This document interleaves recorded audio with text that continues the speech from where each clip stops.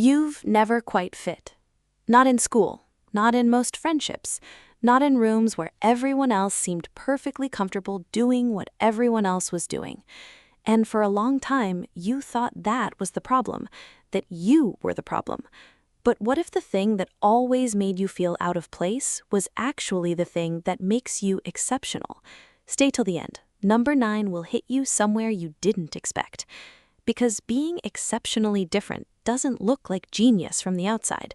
It looks like quirks, like flaws, like things you've spent years trying to hide. 1. You recharge alone. Not because you dislike people, but because being truly present with them costs you something real, and you've always needed time alone to pay yourself back. Most people see this as antisocial. Psychology sees it as a nervous system that processes experience deeply, one that needs silence the way a phone needs charging. Without it, you don't just feel tired, you feel completely lost. 2. You feel things before they happen.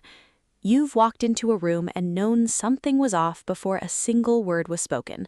People called it paranoia, called it anxiety. But research on intuitive intelligence shows that what looks like a gut feeling is your brain processing hundreds of subtle cues, tone, body language, patterns, faster than conscious thought can follow. You weren't imagining it, you were reading it correctly. 3. You struggle to do things you don't genuinely care about. Deadlines and obligations that mean nothing to you feel like moving through wet concrete, but the moment something genuinely interests you, you work with an intensity most people can't match.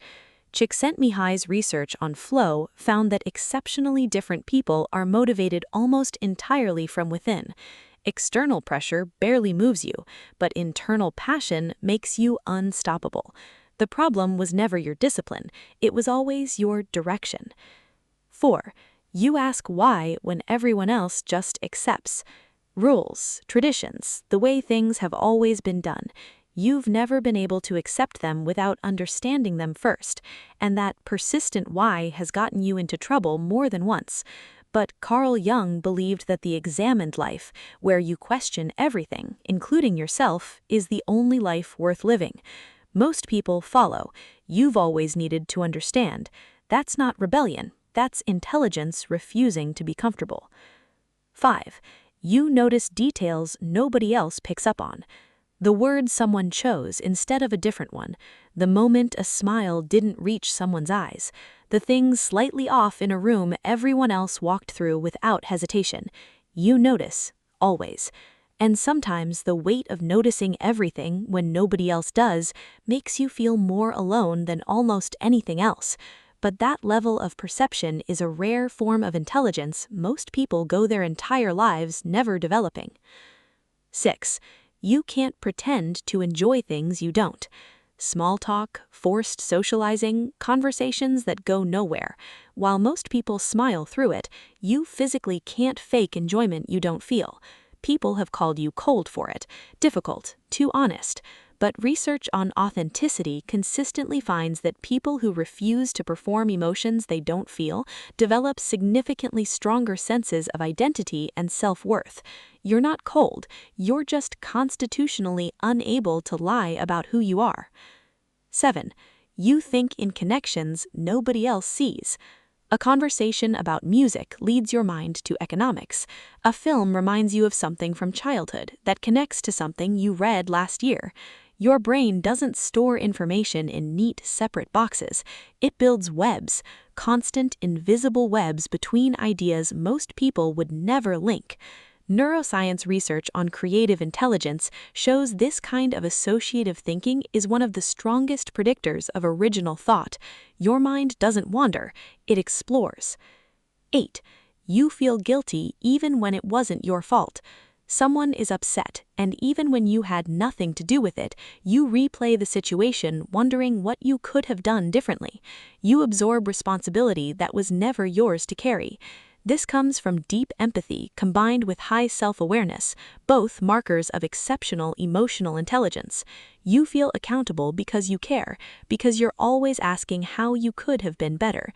Most people never ask that question at all. You ask it constantly. 9. You've always felt older than your age. Even as a child, you felt it, a kind of heaviness, an awareness of things most people your age weren't thinking about, a sense that you were watching life from a slightly different distance than everyone around you. Dabrowski called this developmental acceleration, where emotionally and intellectually gifted individuals process the complexity of existence earlier and more deeply than their peers. You weren't an old soul, you were a deep one, and the world just took a long time to catch up. 10. You've never been able to be someone you're not, and this is the one that ties everything together. You've tried, maybe more times than you want to admit, to be more agreeable, more easygoing, less intense, less you. And it never worked, not because you weren't trying hard enough, but because something in you refuses to disappear no matter how much pressure is applied. Maslow called this the actualizing tendency, the deep biological drive in certain people to become more fully themselves, regardless of what the world asks of them. You were never meant to fit, you were meant to be exactly this. So if you recognized yourself in most of these, hold on to that, because the world will keep asking you to be more normal, more palatable, more like everyone else. And every single time, I hope you remember this. Which number felt most like you? Drop it in the comments.